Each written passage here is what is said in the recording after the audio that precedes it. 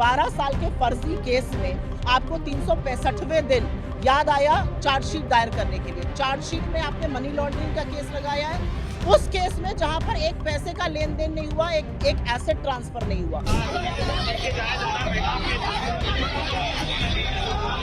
और जिस तरह की धाराएं ईडी ने चार्जशीट पे लगाई है, मैं सिर्फ यही पूछना चाहूंगी कि आपने कहा प्रॉपर्टी को हड़पने की कोशिश कर रहे, कोई भी प्रॉपर्टी, एक भी पैसा राहुल जी या सोनिया जी के पर्सनल नाम पे क्या ट्रांसफर हुआ है?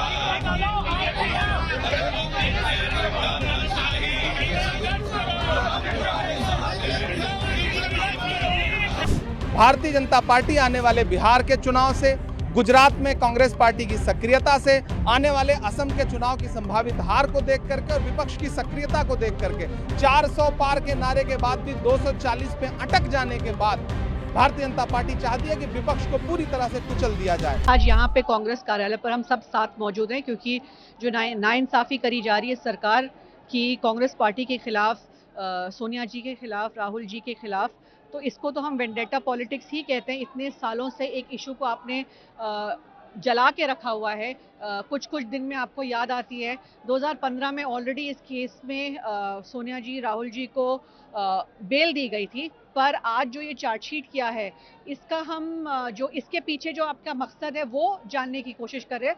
पर समझते हैं हम, राहुल जी अब गुजरात में ज़्यादा एग्रेसिव हो रहे हैं, बिहार के चुनाव आ रहे हैं, तो कहीं ना कहीं आपको लोगों को याद दिलाना पड़ेगा फिर से जो आपने छवि बिगाड़ने की कोशिश करी।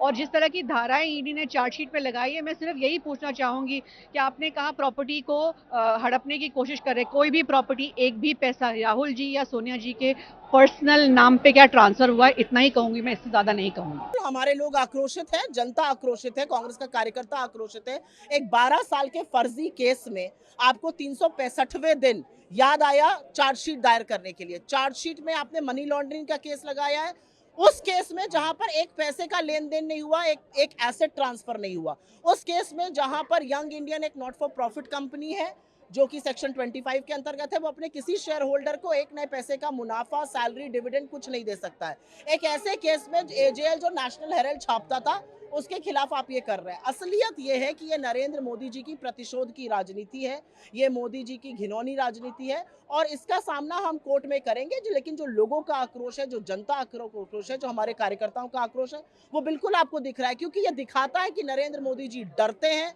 वो हमारे नेता से डरते हैं, वो उन मुद्दों से डरते हैं जो हम उठाते हैं, और वो कांग्रेस का जो संगठनात्मक ढांचा तैयार हो रहा है उससे भयभीत है, घबराए हुए हैं। बिल्कुल, क्योंकि हमने उनके गढ़ में घुसकर उनको ललकारा है। और असलियत यह कि गुजरात का एक बहुत सक्सेसफुल अधिवेशन हुआ, नरेंद्र मोदी जी के चूल्हे हिले हुए, उनको पता है कि यहाँ पर दिक्कत होने वाली है। बिल्कुल, आज भी गुजरात में। और राहुल गांधी जी वो शख्स हैं जो ना आपसे डरते हैं, ना आपसे धमकते हैं। आपने 50 घंटे ईडी से पूछताछ कराई, या 500 घंटे और करा लीजिए।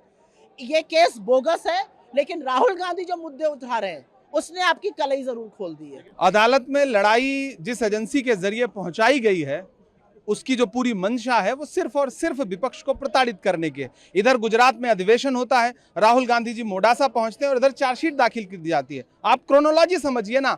भारतीय जनता पार्टी आने वाले बिहार के चुनाव से, गुजरात में कांग्रेस पार्टी की सक्रियता से, आने वाले असम के चुनाव की संभावित हार को देख करके और विपक्ष की सक्रियता को देख करके 400 पार के नारे के बाद भी 240 पे अटक जाने के बाद भारतीय जनता पार्टी चाहती है कि विपक्ष को पूरी तरह से कुचल दिया जाए, उनके संसाधन तोड़ दिए जाएं, उनके नेताओं का मनोबल तोड़ दिया जाए। लेकिन भाजपा ये भूल जाती है कि ये गांधी परिवार है जिसने इस देश के लिए न जाने कितनी कुर्बानियां दी हैं। आप गांधी परिवार पे आरोप लगाते हैं, वो एक गांधी परिवार वो परिवार है जिसने अपनी निजी संपत्तियां इस देश के लिए दान कर दी हैं। आप उस पर इस तरह के आरोप लगाते हैं, ये बहुत शर्मनाक है, और इसके खिलाफ पूरे देश में आज कांग्रेस पार्टी प्रदर्शन कर रही है। तथ्यों के आधार पर आप देखिए, उसमें कोई दम नहीं है। ये बिल्कुल पॉलिटिकली मोटिवेटेड केस है जिसको लंबे समय तक खींचा गया।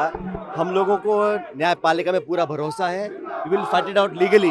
लेकिन आप समझिए, जिस एंटिटी में कोई ट्रांजैक्शन नहीं है, कोई लेन देन नहीं हुआ, 1 रुपये का कोई इसमें अदला बदली नहीं हुई है, और जानबूझ के पॉलिटिकली राहुल गांधी जी और सोनिया गांधी जी को टारगेट जो करने का काम किया है, ये पूर्णतः द्वेषपूर्ण भावना से कार्य किया गया है। लेकिन मैं जानता हूं कि देश के लोग समझ रहे हैं इस बात को कि अपने प्रतिद्वंदियों की आवाज़ दबाने के लिए अभी हम लोगों ने गुजरात में अधिवेशन किया था, पार्टी को जिंदा करने के लिए पूरी ताकत लगा रहे हैं, वो उनको नागवार गुजरा है। इसलिए केंद्र सरकार ने जानबूझ के बहुत ही विंडिक्टिव ये कदम उठाया है। इसको हम पॉलिटिकली टैकल करेंगे, लेकिन लीगली भी टैकल करेंगे। मुझे पूरा विश्वास है हमारी न्यायपालिका के ऊपर।